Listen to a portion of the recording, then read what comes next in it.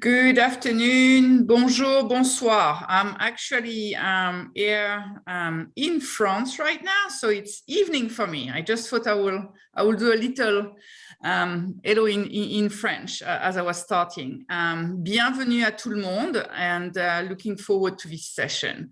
I'm going to start with some housekeeping items, but for those of you who don't know me, my name is Laurence Mittelbron. I go by Lo, and I'm the lead for the Supply Chain Expert Exchange at the National Restaurant Association. In terms of housekeeping items, you are automatically muted and your video is turned off as you are joining us. You can submit questions through the Q&A at the bottom of your screen.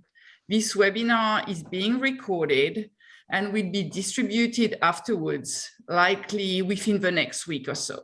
We will try to answer as many questions as possible, but may not get to them all given time constraint. We appreciate your understanding.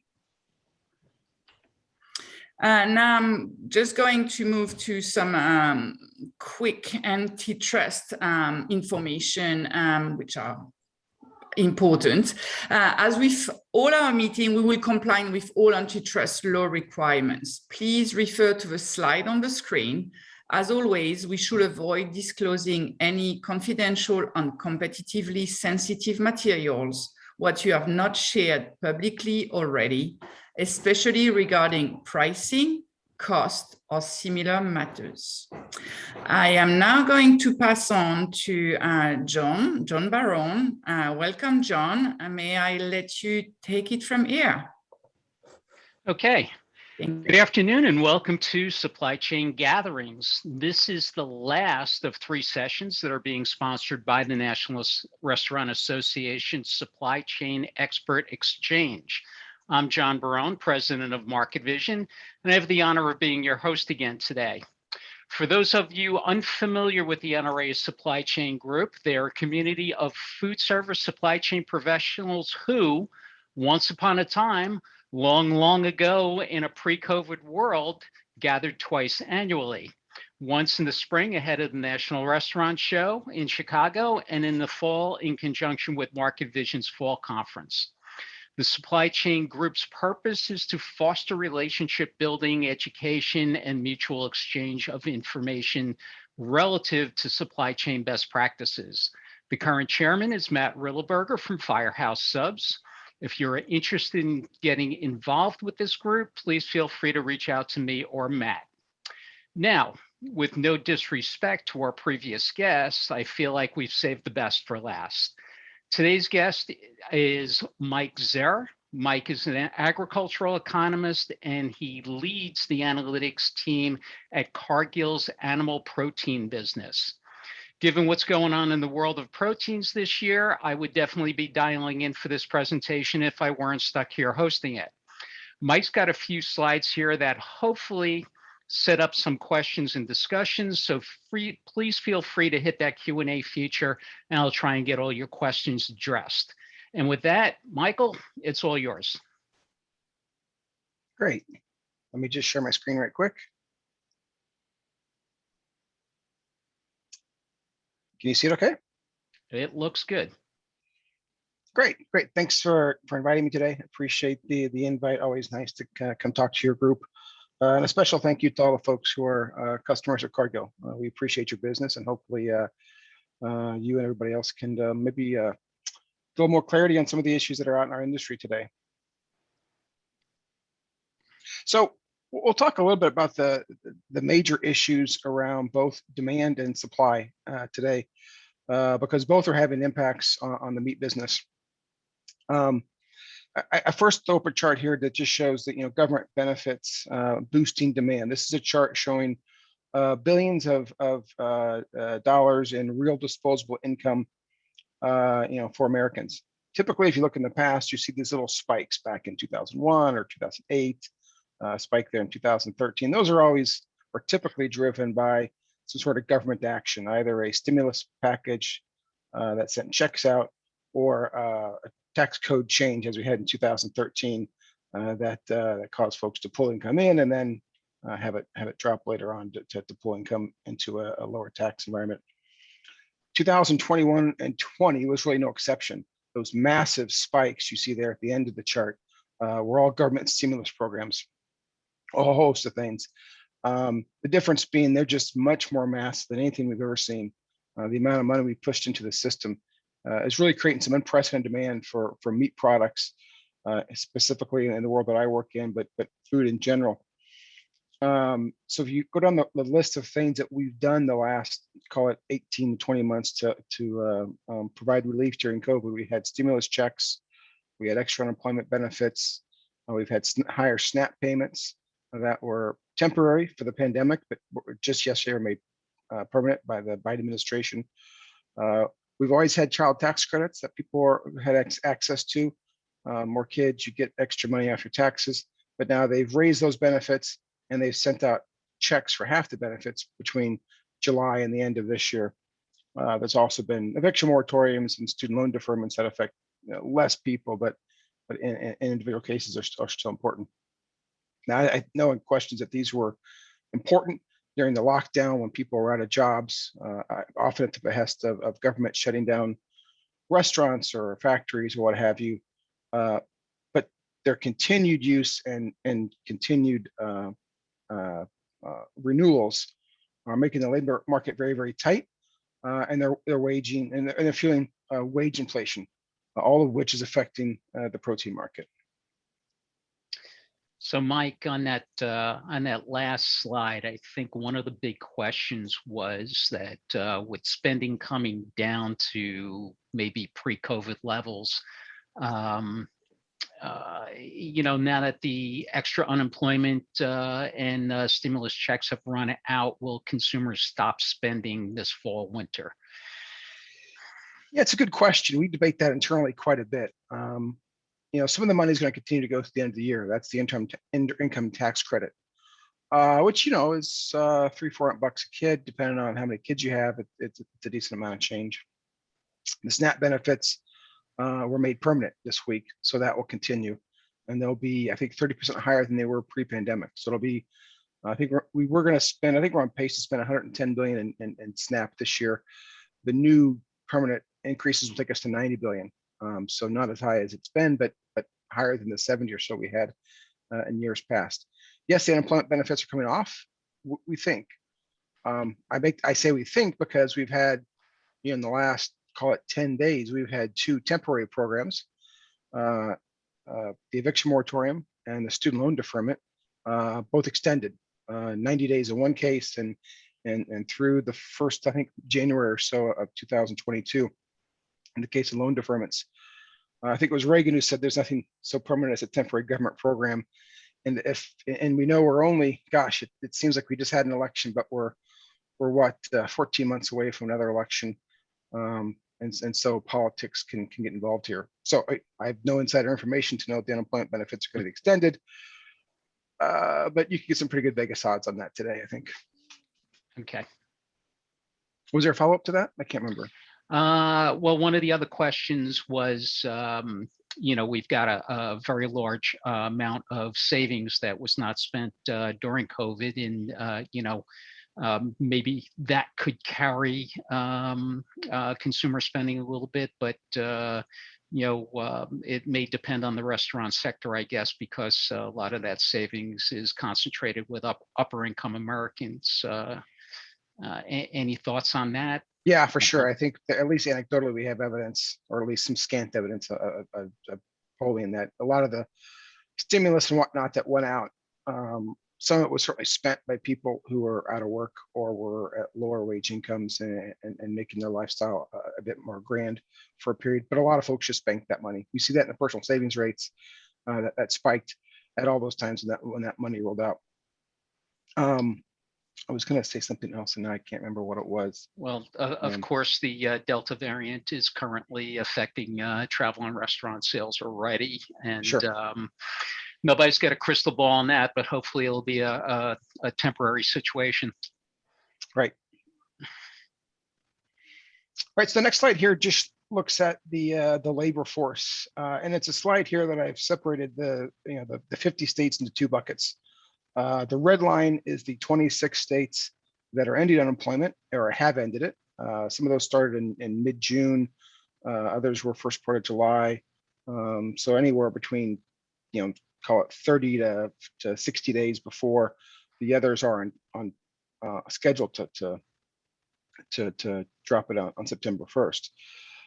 Red states, and the red line here are red states. They are largely run by the Republican Party, either at the governor level or whoever has authority over the unemployment benefits.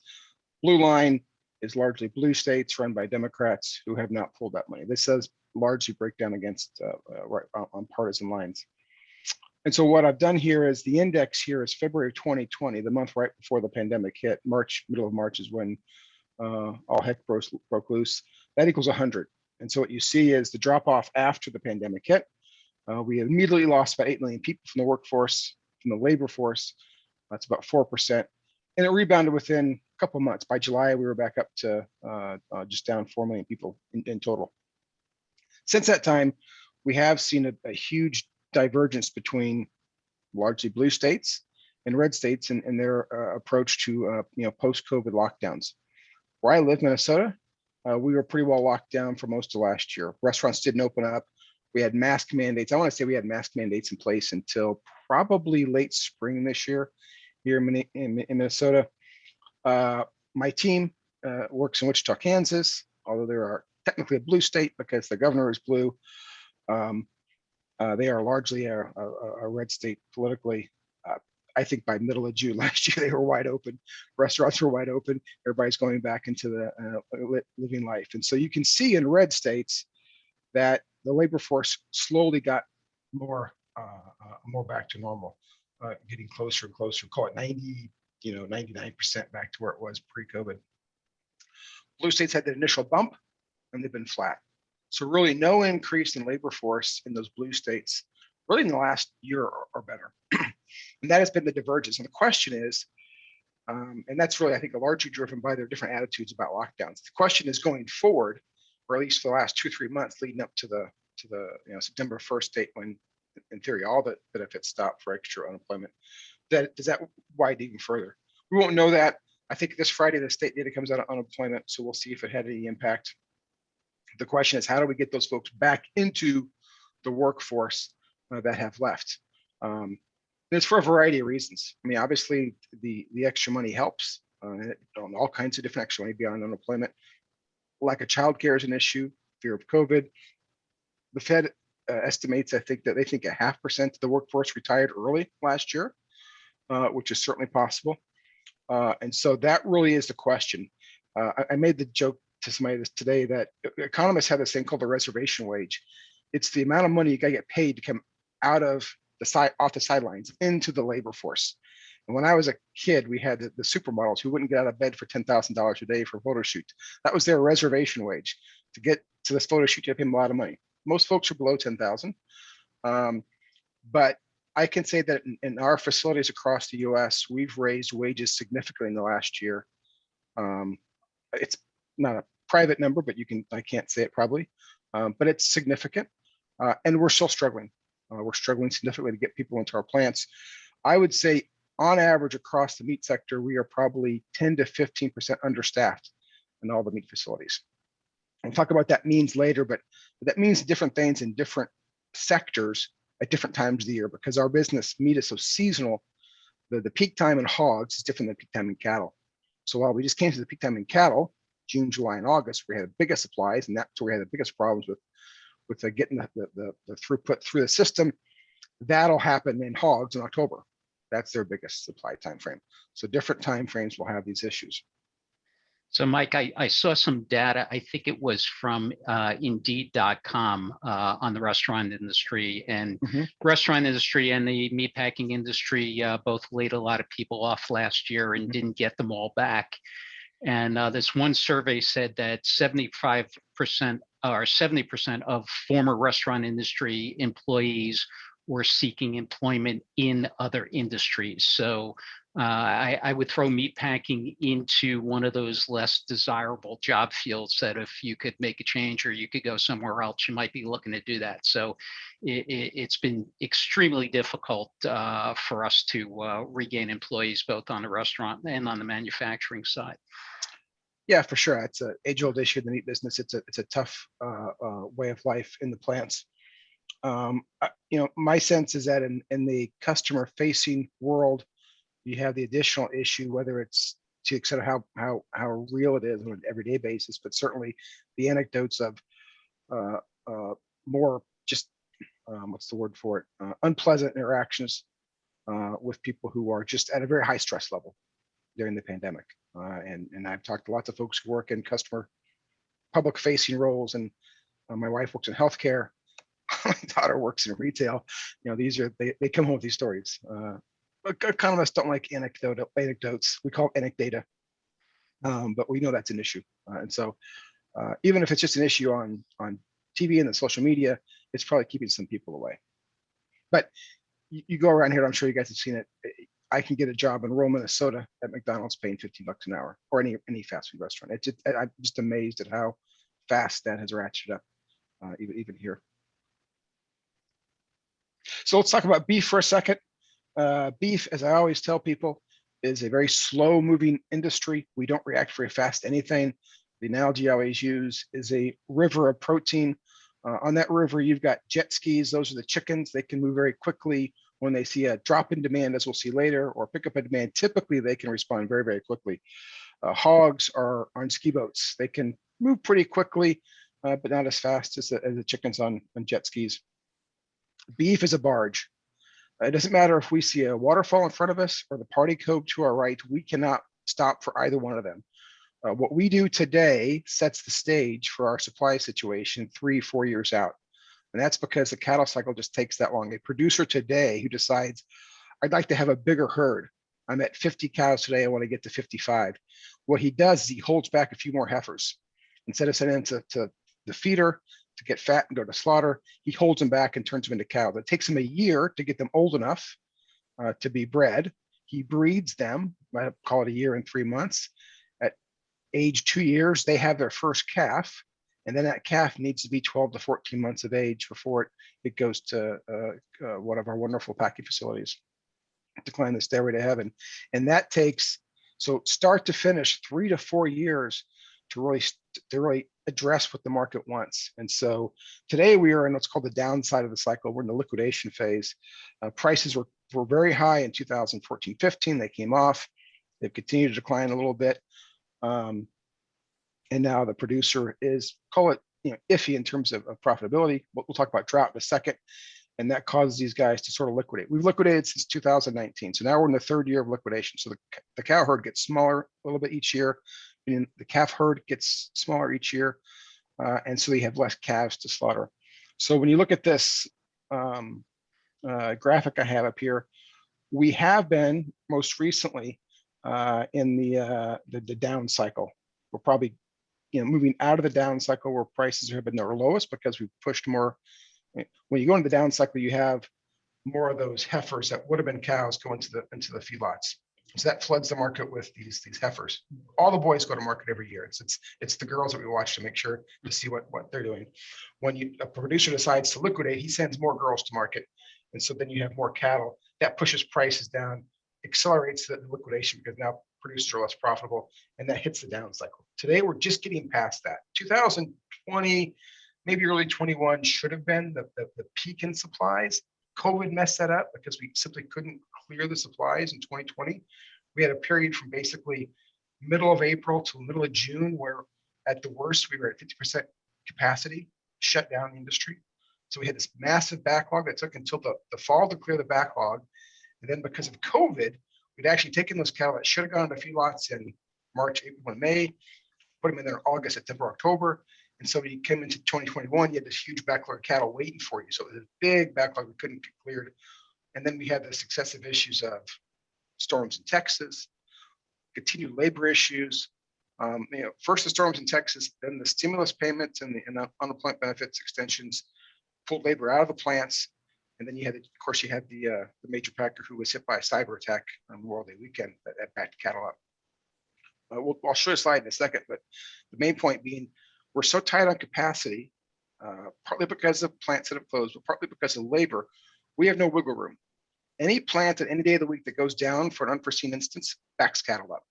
It tightens up the supply of meat and it backs up the supply of cattle. And that's the situation we're going to be in until we get a year or two down the line when we have less cattle.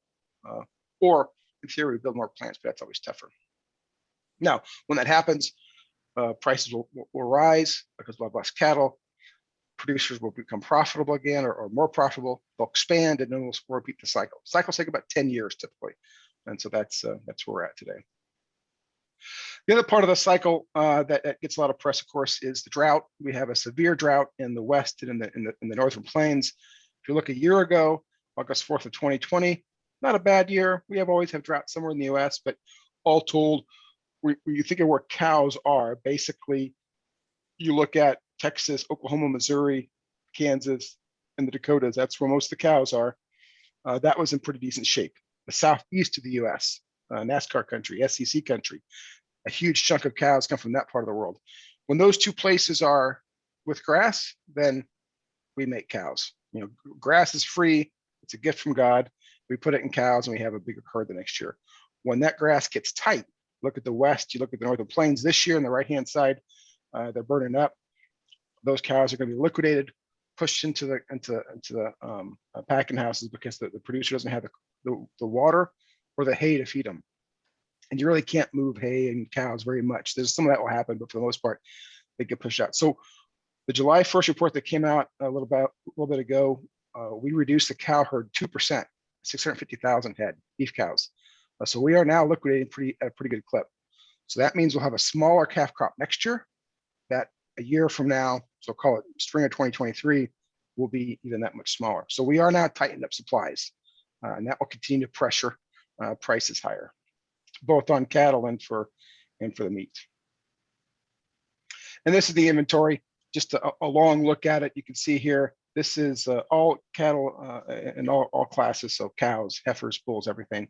You can see that we peaked in 2019 and we're coming off here in 2020 and 2021. Typically, the down is 5 or 6 years of declining supplies. So we are now in that phase. Now, there are some folks out there who would argue, and I think I'm very sympathetic to this argument. Demand is so good right now. Prices are so good right now that if we have 2 or 3 years of down supplies, prices will rally and encourage these guys to expand again. I'm hopeful of that. I think that that's a very good possibility. This is really one of the few times that we've seen supplies start to shrink when there's been such great demand. And so the market will not allow this herd to shrink too far. My sense is we'll have another couple of years of liquidation and then we'll start to expand. Remember, when we expand, the producer holds those heifers back. So that actually tightens the supply up even more for a second, and then you get to pay off a couple of years later. So we are in this next, call it, 2 to 4 year period here of fairly tight supplies, and then it gets better down the road. The other issue that we talked a little bit about is just the capacity in the beef sector. And this has caused the most issues in the industry really in the last 2 years, starting with the Holcomb fire back in August of 2019, 2 years ago, really actually 2 years ago, last weekend, I think. That took out a 5,000 head plant. Typically, we can kill 98,000 head a day. Now, when I entered the industry in 2003, we could kill 118,000 head. So we've taken 20,000 head of capacity a day out of the industry, because for those years in 2003, 4, 5, up through about 2012, packers were making not a lot of money. And so they had to right size. The herd had shrunk. The footprint of slaughter facilities had not shrunk, so they had to shut facilities to get their utilization back in line. 2009, we killed 26 million head of fat cattle. Well, we killed that same amount last year. 2009, that was 80% utilization. Last year was 91% utilization. The difference between 80 and 91% utilization is a lot. That's the difference between having a break-even business and a business that's doing quite well. And so now 2020 was an anomaly. COVID caused that to be even smaller capacity because it was labor, not actual shackle spaces. And we continue to have those issues here in 2021. Labor's gotten better, but we haven't fully recovered. We're still below where we were a couple of years ago. Typically, we're going to kill 98,000 a day. Today, Monday to Friday, we can average about 94. So we're still basically a plant short. It's as if a plant left the system, we haven't gotten it back yet. So until we get the workers back in the plants and get our daily kills back up to 98 consistently, we're going to have these issues of tight capacity, and any issue we have, whether it's a storm or whatever, is going to create disruptions.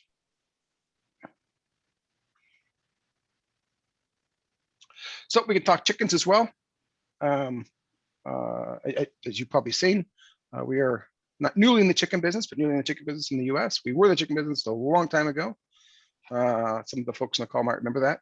For Cargill, we were in the chicken business, I think in the early 90s, swapped that out for some assets with Tyson, I think, to get to the pork business. Well, of course, we're in the chicken business internationally in other countries outside the US, but we've now, as you've seen in the press, forming a joint venture with Continental to get to the chicken business.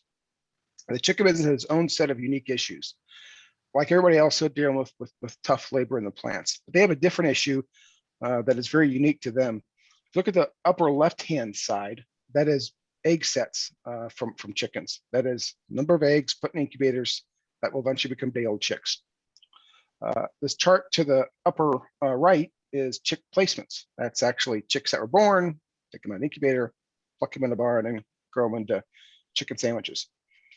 You can see the huge difference between those two lines. From an egg set standpoint, we are back at pre-COVID levels. We recovered. We solved the problem. Because you can see back in March and April of 2020, with the COVID that hit and shut down all the food service, we had to right-size the industry to pull down chicken production because we just didn't have the outlets for it. And then over time, as the economy opened up, we built that capacity back. But we're not getting the chickens from the egg set to the grow house. And that's because the chart there on the bottom left-hand side, we call implied hatchability, essentially just upper right-hand side divided by upper left-hand side. That's the number of chicks that actually are born from the egg and get stuck into the grow house for growing out. Typically, it's 81%, and it's a little seasonal. It fluctuates a little bit. What we're seeing today is something I've never seen in the industry. We're now at 78% implied hatchability for the industry, and we know based on press reports that there's a major genetic supplier who's in the market that's having issues. They chose a bird, sort of their number one draft pick of roosters, and it was a bust. It was I could probably pick a name of somebody that was not a great draft pick, and so that bird must have implied hatchability somewhere in the mid 70s, because it's roughly, call it 45% some of the industry. Industry's at 78. So others must be much higher. So they're pulling the average down. So that 3 percentage point drop in hatchability, it means we have 4% less chickens, 4% less meat. And so when you look at the weekly slaughter number at the bottom right, you can see for most of the spring, we were really not that much better than 2019. And now we're starting to lag, as you see here as we get into summer. So that is the issue. That is one of the issues today that we need to solve to get back to a normal slaughter level in chickens. When you see the press reports of the person who's suffering these issues, they're telling the press that this is something that takes anyway 18 to 24 months to solve. They got to get the new birds in the system, and that's like a year from that to solve this issue. So this is not something we solve overnight. This is probably I'm going to say 18-month issue. Likely maybe longer, depending on how they can solve it. And Mike, on products, I mean, it's obviously number of birds is down. Number of birds times 2 is a direct representation of our problem with wings right now. There's just not enough of them to go around, and also at the plant level, you've got some labor issues on further processed product. I thought I saw record high prices on tenders and a few other items this year. Yeah, no different than you see in what you see in the pork side, where any item that requires lots of labor to create it is just it's in tight supply, because you don't have the bodies to go in there and actually create these special cuts. It's more commodity cut. And until we get the labor back, you can't solve those issues. So it's just about anything you're taking a bone out of. Yeah.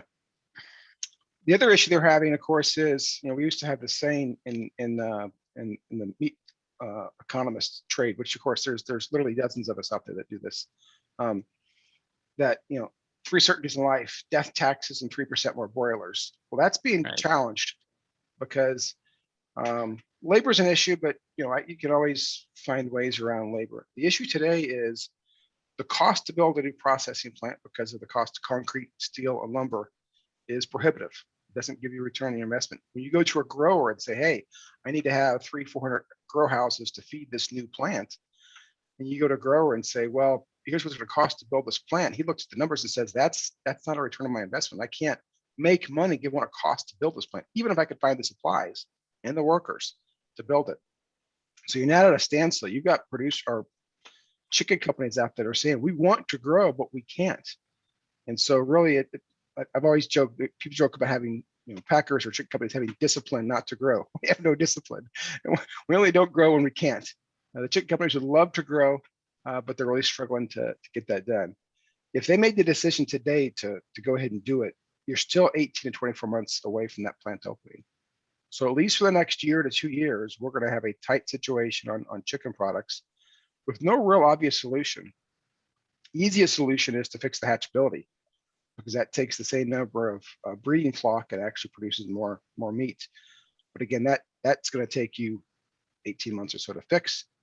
The other issue of actually having more birds and more facilities, not to mention the genetics behind it and getting those birds in place and GGP stock and everything else, that's going to take a year to 2 years to fix. So we are at a situation where beef supplies are declining, chicken supplies are declining, and it's going to take a while to fix that. The second to last thing I'll talk about here is just, and this is a slide about China, but really it's my pork slide too. China's an interesting place. If you look at the upper left-hand side, China for many years had a policy on corn to support prices, well above the world level. They were at $10 corn for many years to support their corn producers. This was obviously because it's popular politically. They see it as a way to push money into the rural areas. There's literally hundreds of millions of corn producers in China. So that was a very popular program. But of course, the downside of that was when you have super high expensive corn, it's very tough to produce meat, right? So you were essentially taking margin away from pork producers in particular to have high corn prices. For a while, they kind of got away with that because the world was seeing super high prices of corn from call it mid 2000s up to 2012. When the world had finally reached we fulfilled our ethanol mandates in the U.S. The world had responded to higher corn prices, and we saw a massive expansion around the globe. Then we solved that problem globally, but China was stuck with their support system that had prices quite high. That eventually caused a decline in pork production, which the Chinese had to address by pulling their supports. So of course, prices fell, it became more in line with the world, but then that declined corn production. And so for years, we thought there was this massive stockpile of corn in China. I was in China one time and the guy said, we have 6 months of supply of corn, just in case we go to war. We have 6 months of supply of corn. I thought it was an odd reason to have a lot of corn around, but that was the reason he gave me. But when you had lower prices, you had less production. And that stockpile, which was always a bit of a state secret, apparently ran out in the last 18 months or so. And so you saw the price of corn start to skyrocket back up, and you saw large shipments of corn from the major suppliers, US, Brazil, others, going into China. These are not Cargill numbers. I should say that up front. I don't share Cargill numbers in my slides. These are USD numbers. They've got 25 million pegged for this year, 25 million for next year. People could debate those numbers. The point is, the flow is there, and it's probably not going to go away. They don't have much more land to produce more corn, and to date they continue to bring corn in. So a strong flow of corn into those markets has raised corn prices globally, which of course raises everything else. That's caused feed prices to go up, which is the other hindrance for these livestock sectors. Is it's easier to expand pork and poultry production at $3 corn than it is at $5.5, $6 corn. And so that's where we're at from a feed cost perspective. The other thing, of course, happened in China, which is related, is the swine fever. Swine fever hit in late 2018, I suppose. 19 was the worst of it. 19 and 20 was the worst of it. And then, of course, now in 21, we're starting to recover.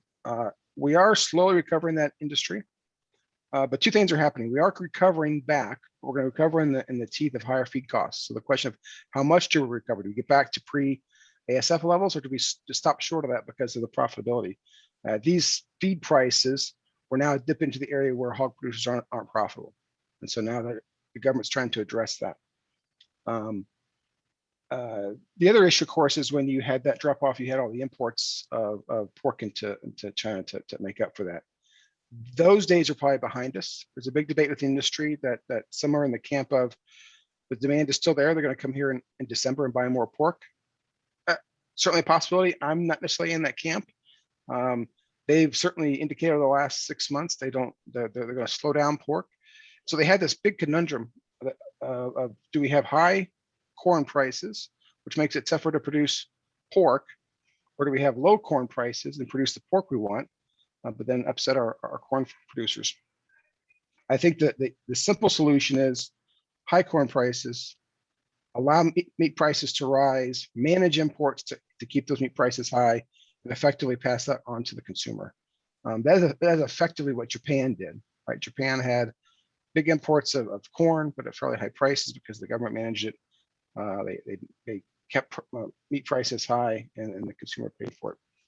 And places where you have more people than land, that's a pretty common outcome. That's my bet long term, but we don't really have a lot of clarity on that today. What we know today is they're going to need to import a lot of corn, and they may intermittently need pork. What they have done is they've converted a bunch of backyard facilities, or backyard's probably the wrong term for China, less sophisticated facilities into massive facilities. They've really industrialized the pork sector over the last 18 months, 2 years. And that's been a big change. And the big impact of that, of course, is also seen in the upper right-hand side. When you go from a less sophisticated system that may rely on rice bran or other ingredients to one that is a corn soy based, you drive that demand for corn and soy up, and we're seeing that in the numbers. So, Mike, I thought I saw some numbers that China was buying more pork from Europe and less from the U.S. In general, that's true. Certainly, that's true in general. We saw that the tariffs, right? The Trump trade war tariffs are still on both sides, and so that the European pork comes in at a lower tariff yet today. So that's been true for a while, I think. Yeah, I want to say, gosh, Europe is 60% of the imports, something like that, when we roll them all up. So they're a more significant piece than we are. It was important to us because it was incremental, but we certainly didn't get the lion's share. Had a question here on why hog weights are trending lower. Yeah, good question. My sense is that it's largely a function of clearing the supplies last fall and just lower numbers. We're not backing hogs up anymore. We're pulling hogs forward a little bit. And if you look at when that correction happened in January, when hogs weights came off so dramatically, I saw that more as a correction from a backup as opposed to a drop in overall weights. We are, of course, seeing higher feed costs. So at the margin, you're not getting paid to put those extra pounds on there like you were 6-12 months ago. And of course, I know you don't have the answer to this, but I got to throw it out there anyway. What's going on with Prop 12 in California? And as a California-based restaurant operator, how can I prepare for that? I don't know. I think the industry's approach initially was to fight it and hope it would go away. That seems like a lost cause today.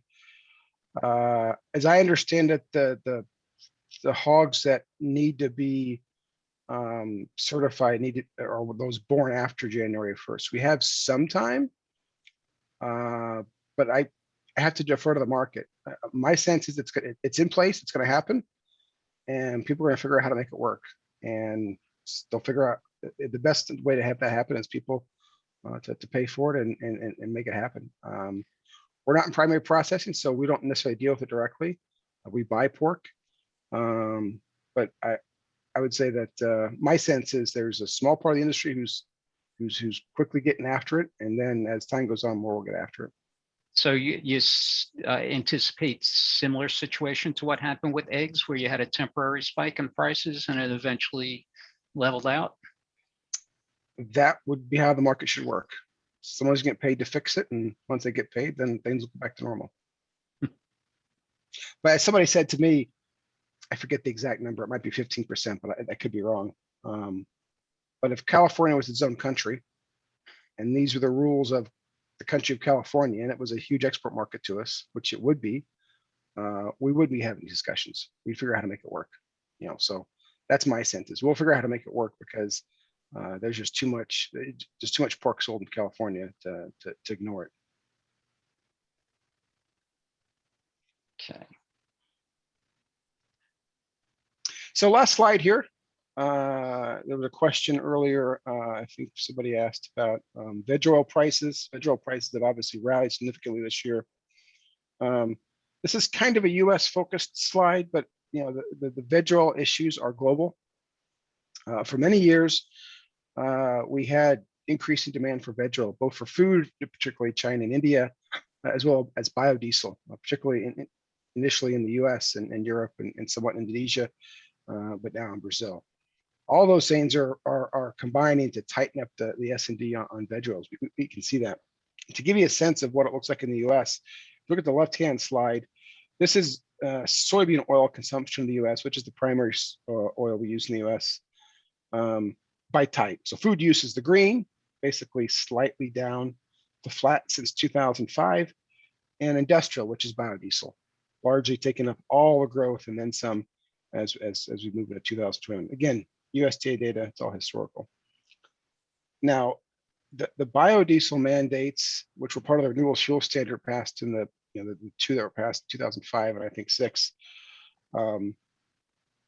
the future on that is a bit fuzzy, right? So much of this, like a lot of legislation, the details of how it plays out are often left to the administration, in this case, EPA. And so we don't exactly know what the volumes will be going forward. They could be much higher than they are today, or they could be flat. We don't know. That's debatable.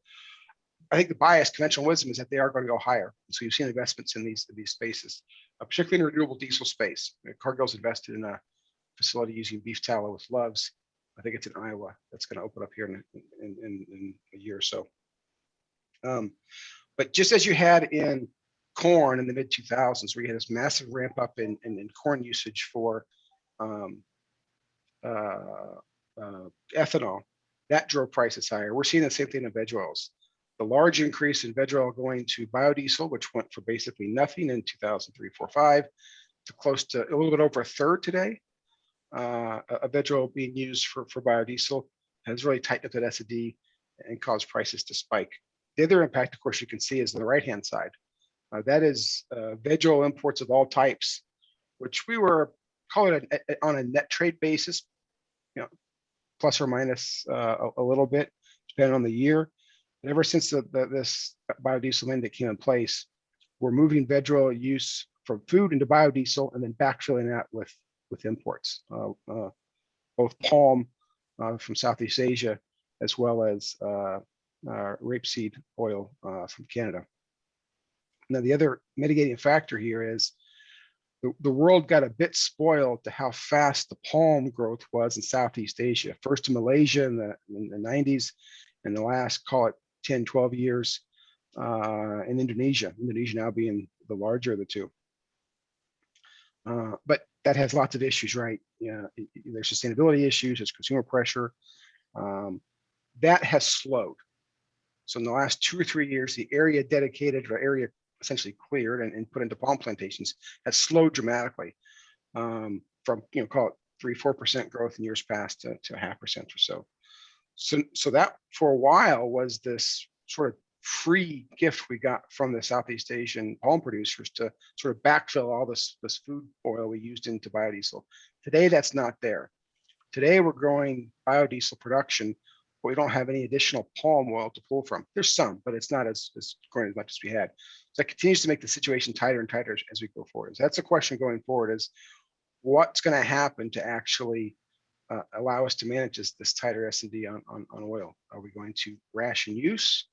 Are we going to turn on more area to produce more vegetable oil? It's hard to see where that is, right? Palm area in Southeast Asia is the primary place where we produce that. Palm has not been really successful in Africa or South America. Do we get more sunflower seeds from the FSU, the Black Sea region? Do we get more soft seeds from Canada? Those are the questions we have to ask ourselves. The answer today is not obvious. And so we'll have to see how the mandates work out on biodiesel going forward or renewable diesel. Then we'll also see how the supply side reacts. So Mike, would you agree that this is not a normal cyclical top to the soybean oil market, that we're in a whole new fundamental world here? Yeah, I'd call it a structural shortage. Yeah. So we're stuck with this as long as until we can convert over to electric cars like worldwide. I guess this is a Yeah, it's a good question, because today if you swapped out a bunch of cars in the U.S. for electric, right, it wouldn't really impact biodiesel. no. Right, so that's a MOGAS issue. Is biodiesel and ethanol, for that matter, a transition fuel to these sort of next generation fuels, whether it's hydrogen or electric or what have you, to get us past? That's a good question. Is biodiesel and ethanol even something that the current administration wants to incent, right? The question is around carbon footprint and greenhouse gas emissions. Is this what they're going to focus on to drive that? It has been the last 10 or 15 years. No guarantee that it is today. And really, frankly, no guidance, right? We haven't seen any clear guidance from the administration on what this looks like going forward. They're probably a bit busy today with other issues. So it may be a while before we get guidance on what this looks like. So, okay. Let me take a look here. We had some pre-submitted question. Mike, you got, is this your last slide? You got, oh, just takeaways. There we go. Takeaways. Nothing we haven't talked about, of course. Really, the takeaways here, of course, is that one is that COVID created disruptions that we're not going to fix overnight, as of course I think everybody in this call knows. It is probably a year to two before we get out of this sort of COVID-related issues. The government benefits have had both the effect of boosting demand, particularly at grocery, then pulling back labor, which is causing supply issues, which both of those are helping to fuel inflation. We don't know, and we don't know the exact timetable when those get pulled back. In theory, they get pulled back here in a few weeks, but time will tell. Some of them will get pulled back in a few weeks. The channel shifting that happened from food service to retail benefited beef, because chicken has more exposure at food service. They had to pull back in response to that, and they really today on point 4 can't respond back and get back to where they were, both for the hatchability issues as well as the issues around creating new facilities and grow house, that sort of thing. And of course, high feed costs are making this difficult as well.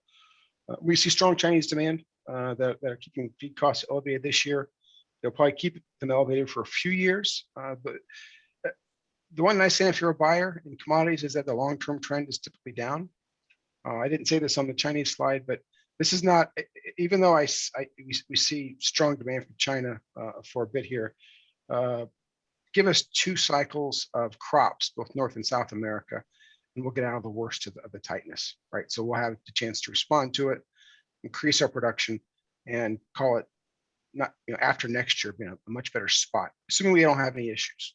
And that's the other issue, and that's maybe the real difference between now and say the last 5 or 6 years. We've been lulled into this sort of cheap corn, cheap proteins piece since about 2014, 15. Today, we see a path forward to having prices be lower, but we also see a system that is very tight.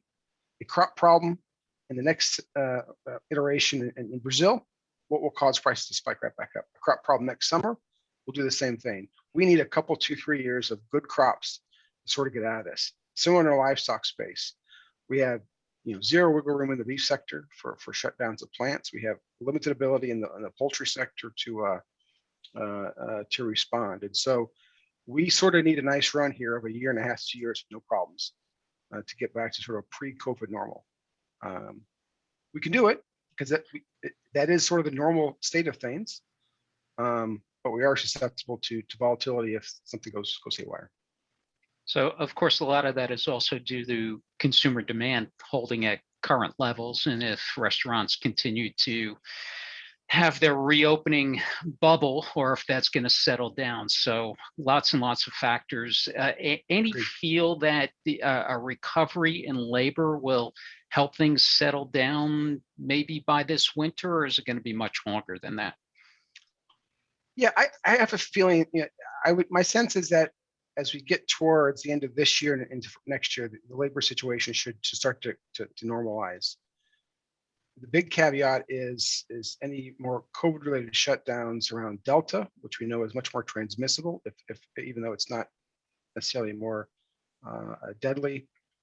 We know that if people are vaccinated, that it could take the worst outcomes off the table, but we also know that large chunks of Americans aren't vaccinated.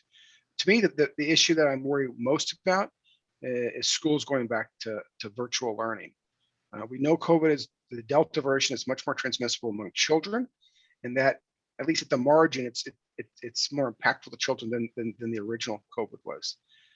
My concern is that encourages at least parts of the U.S. Or in general around the world to go back to virtual schooling, which had its own issues of taking one person out of the workforce to watch the kids at home, and those types of things. And then just the general attitude of, well, okay, this is bad. We don't want to go out to eat. All these kinds of sort of self lockdowns that people go through that are, as we've seen, are much different across the country, depending on where you live. It's a much different situation in New York City than in Oklahoma City. But that's what I worry about, is at least a concern around COVID causing some shutdowns that would cause more disruptions. All right, looks like we're running out of questions. One last one here, and hopefully with Cargill's international operations, you can answer this one. Are price increases for ocean shipping a temporary bubble? When will this settle down, if ever? Yeah, I should call it transitory, just so that I'm like the Fed and I can mean whatever time period I define it as. Yeah, I think we're in for a period of fairly tight shipping SEDs here for a second. We've had these COVID issues that we had in Beijing, and then we had now in Bao in China, right? Tightening up the containers. COVID is really starting to take hold in particularly in China and Southeast Asia. Certainly China is much more sensitive, and they're shutting down different parts of the country to deal with it. We're seeing some of that in other parts of Asia. So I think until we sort of get past this round of COVID, we're going to have some issues around containers. At least, I mean, my sense is, through the end of calendar 2021. So get your Christmas presents early, because you may have some issues. There is some fear out there that there's going to be a run on Christmas ordering that's going to start way before Thanksgiving this year. I can believe that for sure. Yeah. So, okay, looks like we're out of questions and out of time. My thanks to Mike for a great session. And I have to say personally for carrying the load today for me, as I'm all loaded up with Benadryl after getting stung on the butt right through my bike shorts this morning. Was a great cause of amusement in my household. And if you're laughing, the term is called Schadenfreude. Google it. And final reminder here that the NRA Supply Chain Expert Exchange and Market Vision will both be live in Orlando from October 19th through October 22nd. Hope you're going to join us. If you follow the timeline on the Delta variant in both India and the UK, it's got a track record of burning out in 60 to 90 days. So we're keeping our fingers crossed that will be clear by October. And that's all for today. Thank you so much for joining us. And thanks again to Mike for a great session. Goodbye now.